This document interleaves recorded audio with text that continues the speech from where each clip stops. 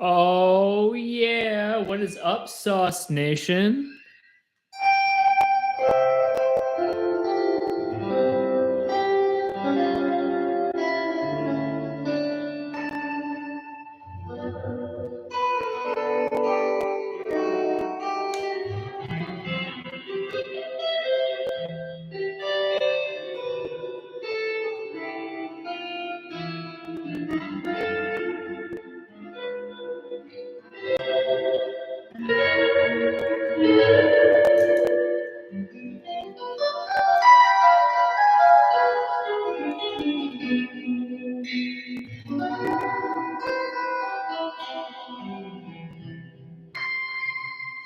Hello, and welcome to Guitarmalade Live. Let's see what we're doing here with our levels. How is this level?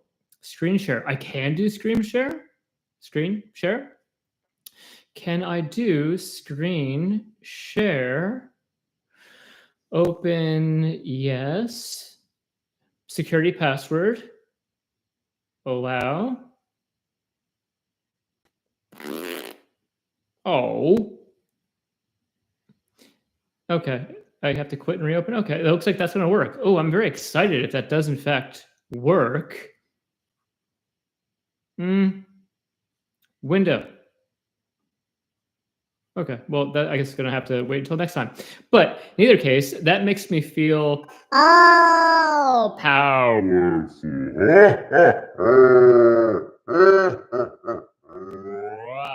So we're going to get ready to blast off in Guitarmalade Live, our private course on Gumroad, and we're going to be going over a menagerie of musical maneuvers here with how to reinterpret different chord progressions, the same progression, and how to do it with a variety of different voicings and different genres, which is a favorite.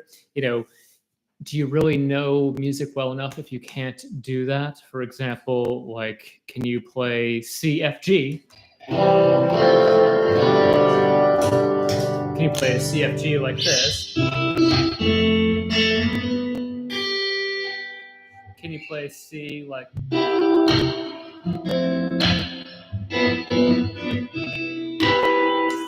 Or can you do something maybe a little more Hendrixy with it?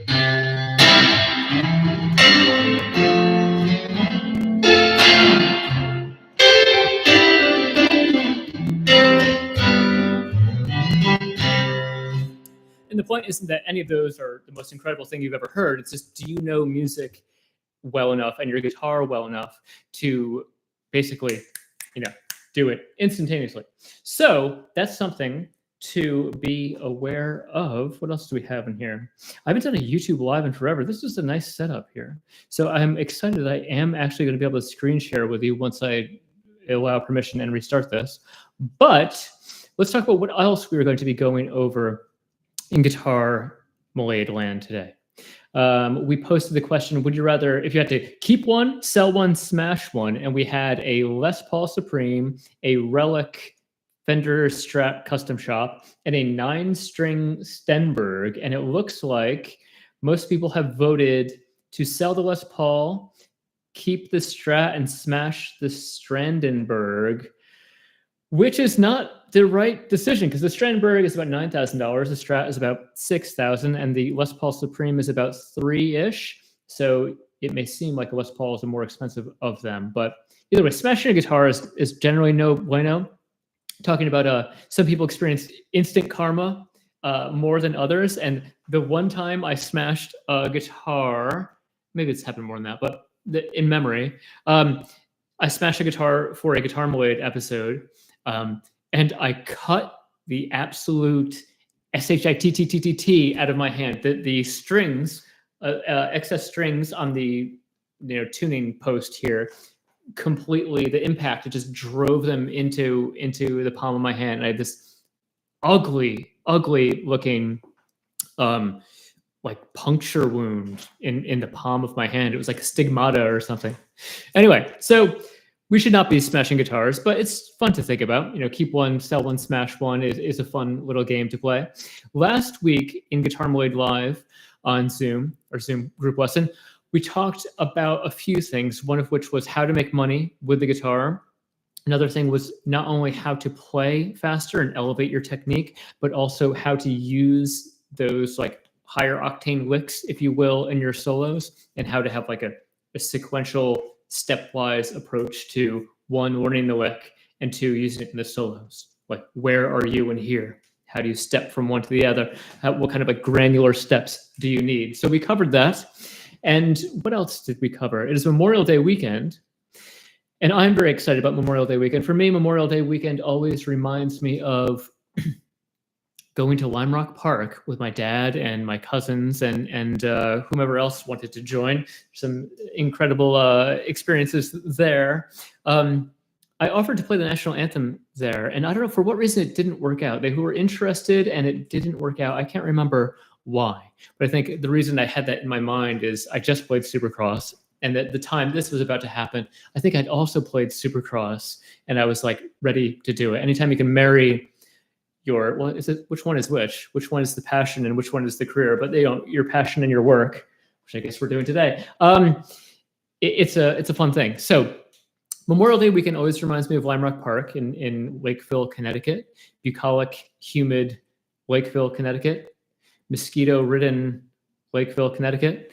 So I'm sure they're going to be doing that. I'm not going to be out this weekend. I'm going to be on, I don't know, probably hanging out with you guys. So it is our Guitarmalade Memorial Day sale. It is going to be 20% off the Guitarmalade cookbook, 50% off the Blues Pentatonic Roadmap, and I think there's another discount. It's like, I believe it's 1 month free of Guitarmalade Live, which is our weekly guitar workshop. Let's see what else we've got going here.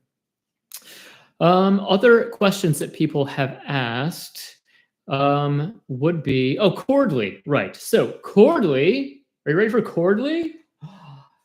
Chordly. So Chordly is a practice tool.